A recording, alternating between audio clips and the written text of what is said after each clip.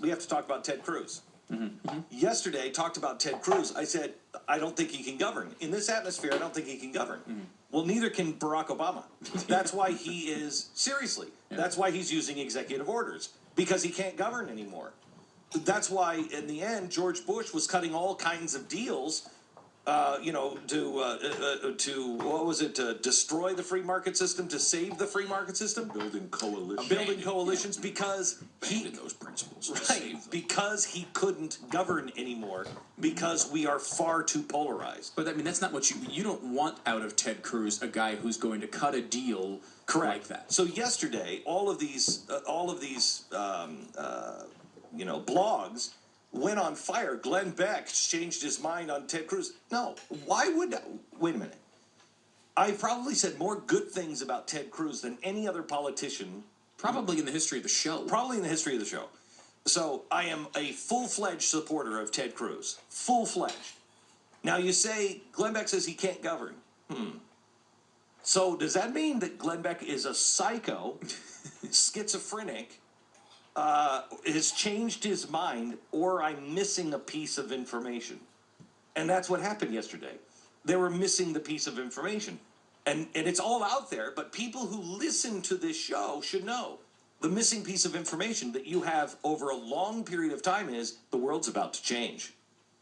And so what's going to happen is this next presidency, mark my words, this next presidency, we will see martial law. You're going to put this in your... Sure, because you will said see the next presidency, so I have a timeline. So you have an eight-year period. In this next presidency, we will see martial law, either regionally or across the entire country. I don't know. But you will see martial law, because there's going to be a breakdown of the system.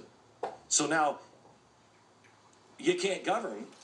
Well, how are you governing in martial law? Now, there's two ways that this goes.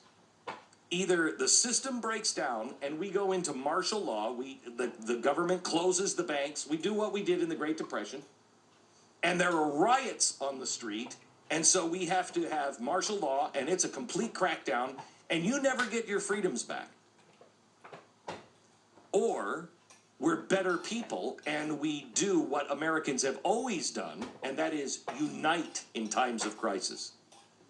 I don't know which way it's going to go. But if we unite in times of crisis, whoever is governing, whoever is in that, will be able to govern. Because we will unite again and put our differences aside, and we will look for a common goal. But it's important that you have a constitutionalist at that moment to govern. Because they're going to reset this system.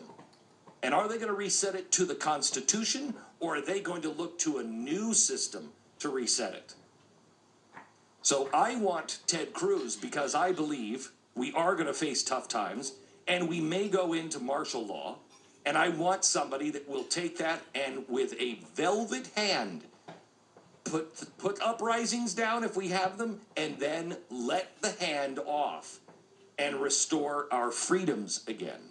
If we unite, I want a guy who is resetting things towards the Constitution, not away from the Constitution. So when I say Ted Cruz can't govern, who can govern in this except those who cut deals? I don't want a deal maker. I don't want a guy who is... That's my problem with Rand Paul. My biggest problem with Rand Paul is his decision to cut a deal with Mitch McConnell. That makes me say, I don't know if I can trust him. Because is he willing to go behind closed doors and cut deals that benefit him or get things done that I don't know about? Now, hopefully the answer is no, but it puts enough of a doubt in me. I don't want a guy who governs by cutting deals. Yesterday I said Ronald Reagan had charm. He was like a snake charmer. He could bring people into the Oval Office like Tip O'Neill, and he could snake charm. That wasn't cutting deals. That was snake charming. That is a very rare quality. Nobody in the field has that. On either side, nobody has that. Not even, well, Hillary. Well, Hillary. You got to say Hillary has. Hillary. Oh yeah. Yeah. And Bernie Sanders. I would say Bernie Sanders. Yeah, he's a has snake charmer too. I would say yes, those two. Yeah, I think that's a fair. I think that's a fair line to draw. I mean, you could sit here. We could get, if we want someone to cut deals and make you feel good about two sides coming together to get bad things done. You could have had John McCain as president. Let's run him again. Yes. That's not what we're looking for. No. I mean, I think you even said in that monologue, people like Jeb Bush and Chris Christie could govern. I'm pretty sure you're not supporting them. Yeah, they could govern. Because they will be the type of people that will cross lines and cut deals.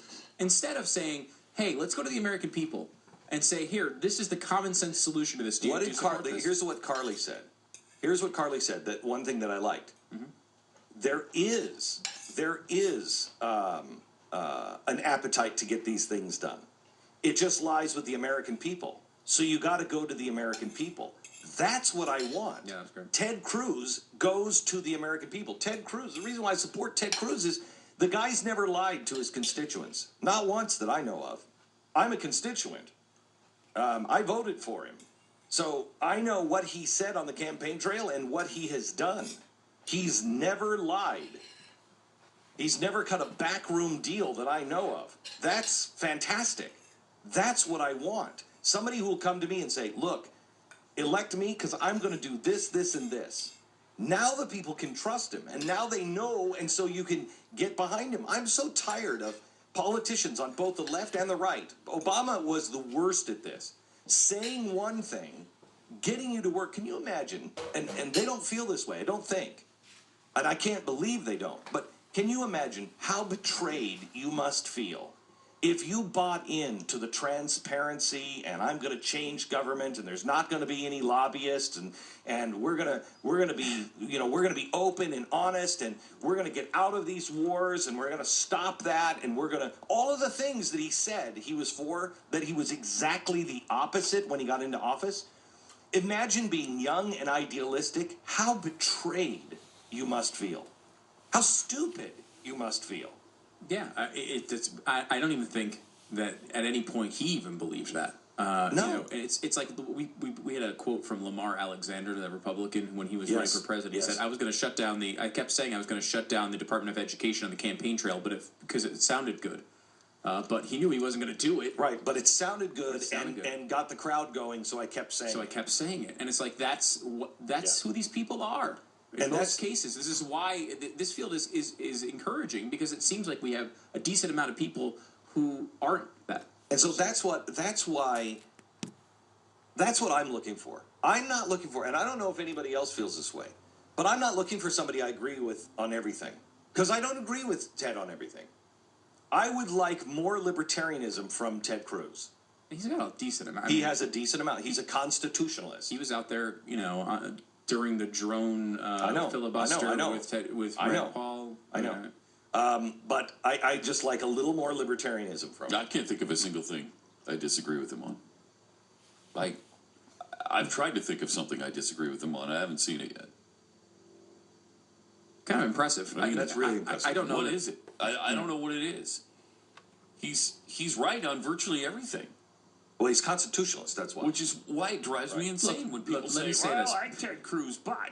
That's where I was going. Yeah, I like Ted Cruz, but... Stop it. Here's the Stop it. Just end it at, I like Ted Cruz. Here's the thing. Or continue with, and I'm going to vote for him. and here's the thing. Maybe that's your 30%. Reagan said if you get 70%, you're in. Maybe your 30% is, I don't think he can win. Okay, he does. So there's your thing. There's your 30% thing that you disagree on. 70% you have, and we've got to get to that point. We have to get to a point to where we say, I believe this man's integrity 100%. Well, if integrity is everything. I believe that he is a constitutionalist, either a libertarian or a constitutionalist, and that's his foundation. And he won't sleep at night if he starts to violate that because of his integrity. And if you can get those two things, shut up. Shut up. Just do it. Just vote for that person, whoever it is. Here's our sponsor.